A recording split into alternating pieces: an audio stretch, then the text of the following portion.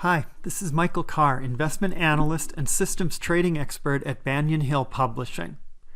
Thanks for tuning in to this special educational series, How to Read a Stock Chart 101. My team and I put this series together because we want you to be completely comfortable navigating the world of trading. In this set of videos, you will learn the fundamentals of stock charts, including how to read them. You will also learn about common price patterns, what they mean, how to make a trade with this information, and more. I'm excited to share this wonderful resource with you, and I think you will find it incredibly beneficial. Now let's get started. In the first part of our tutorial series, I will cover the many different types of charts out there and what they mean. Now all charts, no matter what type they are, have one primary goal. They're simply recording the price action. They can cover any time frame, they come in a variety of styles, but they all present a historical record of the stock price movement. The most popular styles are line charts, which just show the closing price, bar charts, which add the high, low, and the open information, and candlesticks, which are a more visually compelling picture of the price action, but they duplicate the information available in bar charts. The most popular charting styles among professionals are line charts. The simplest chart is used more often than any other style on Bloomberg. Now, Bloomberg subscription will cost more than $20,000 a year. It's only used by professionals. It has an amazing amount of capability, and the users are largely just pulling up line charts. Most charts, nearly 70%, show intraday data, with only about 30% showing intraday data. So it's not necessary to be a day trader. It's not necessary to use complex charting styles. All that's needed is available to you on a line chart using daily or even weekly data. Now, there is an important distinction between a log chart and an arithmetic chart. The log chart is suitable for long-term analysis. On the larger scale here, we show the arithmetic scale. And that 1929 market crash is just a blip. In reality, it was a significant event, and the log chart captures that. So if you're comparing prices over decades, you want to use a log chart. If there's an extremely large price move, you want to use a log chart. That normalizes the distance between percentage price changes, whereas an arithmetic scale normalizes the differences just between dollar amounts. So the percentage view of a log scale is going to be more useful if you're analyzing a very long-term picture. Of the basic principles of charts, first we need to understand their fractal. That means we can analyze any time frame using the same type of analysis. The patterns that we see on a weekly chart are the same as on a chart using 5-minute bars. So they're fractal. The time frame doesn't matter. The type of analysis is going to be the same for any time frame. Patterns are going to be visible in any time frame. Here's a weekly chart and a daily chart showing the same security. In this case, this is the PowerShares QQQ Trust.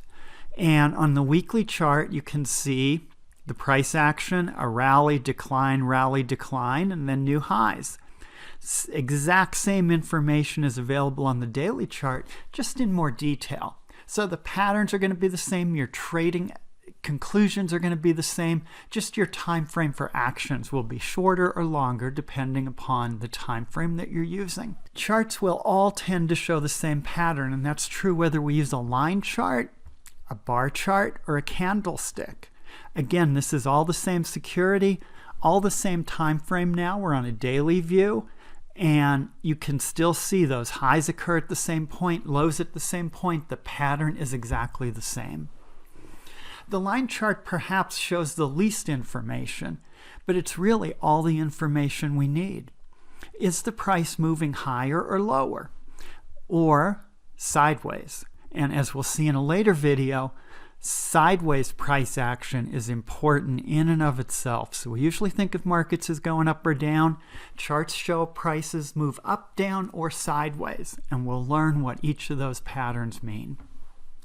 The bar chart includes the open, high, low, and close. Now the high that's how far the bulls were able to push prices up during the day. The low shows how far bears were able to push it down.